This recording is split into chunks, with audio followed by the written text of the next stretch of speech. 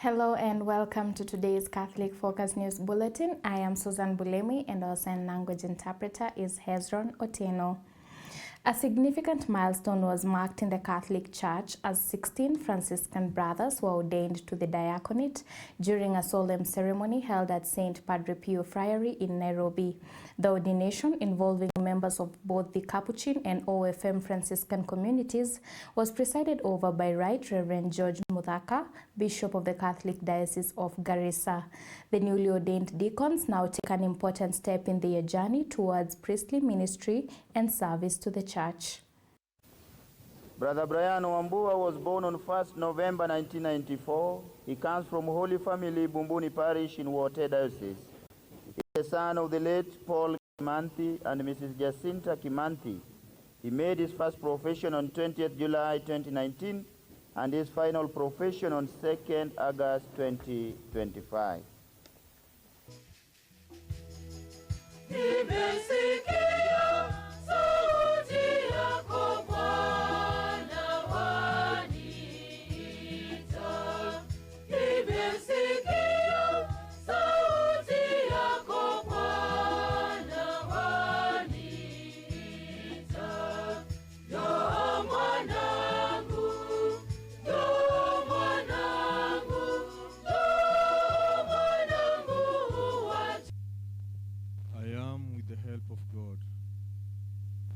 With the help of God.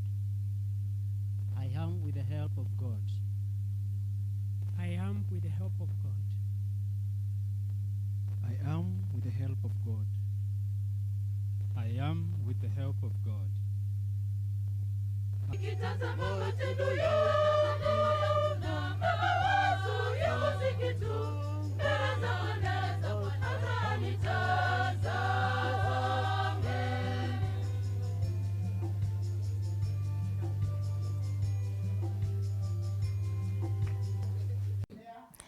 Moving on, climate justice advocates, faith-based organizations and grassroots movements from across Africa are calling for urgent action to make clean energy affordable and accessible to all.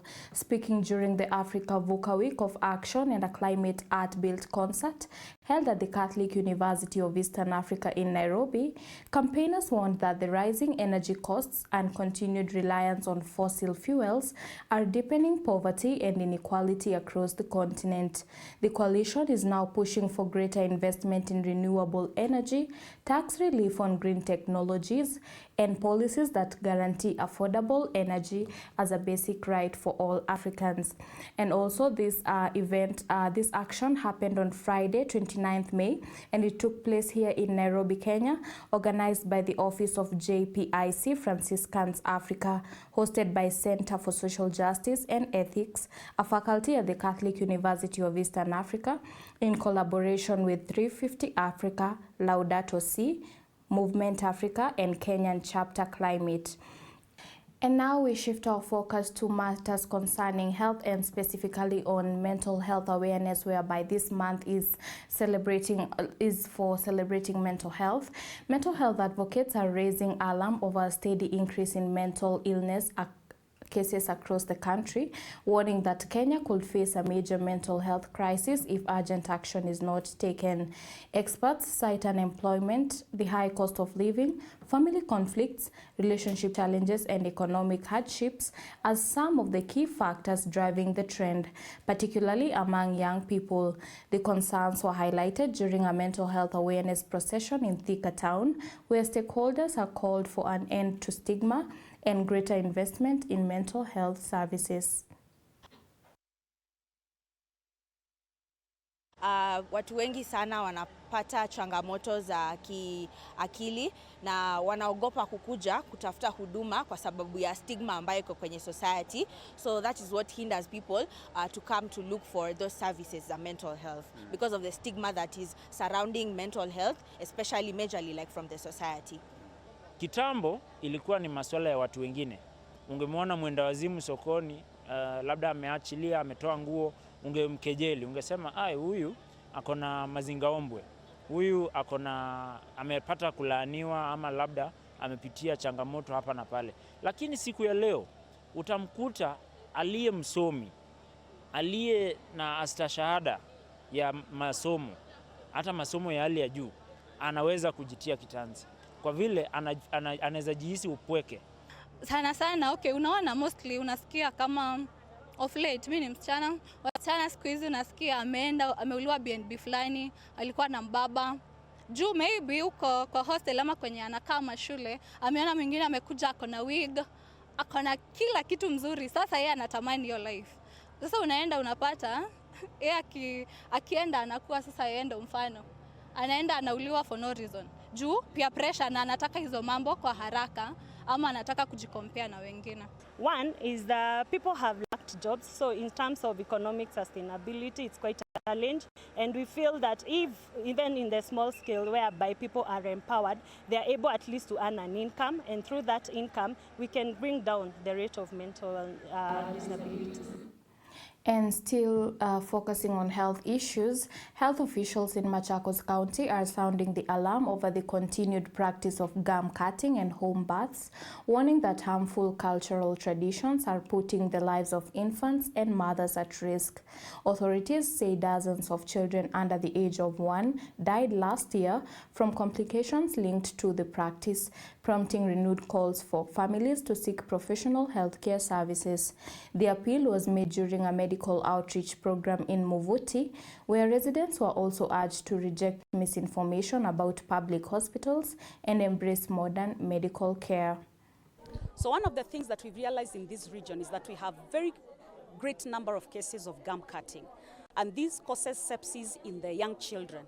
And the data that we had of 2025, particularly for Machakos sub-county, is very alarming, because we have a lot of mortalities in children that is as a result of gum cutting.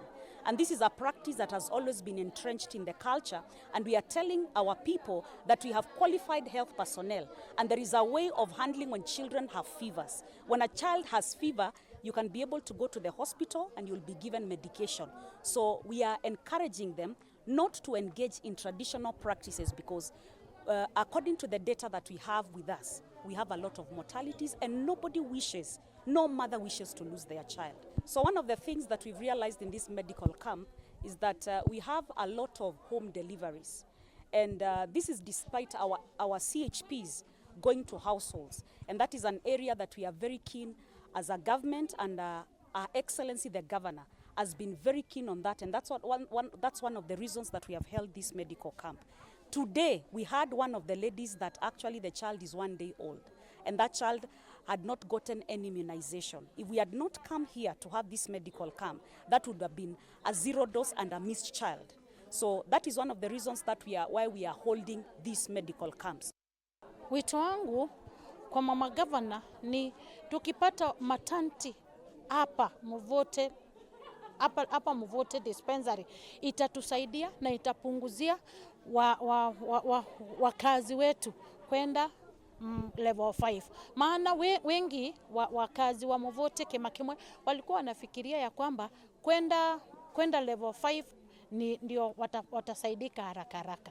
Kwa hivyo tukipata matanti hapa tutashukuru sana. And that story right there brings us to the end of today's Catholic Focus News Bulletin. I am Susan Bulemi, and with me on the Sign Language Interpretation Desk has been Hezron Otieno. Until next time, stay safe, be blessed, and remember to always keep it Capuchin TV.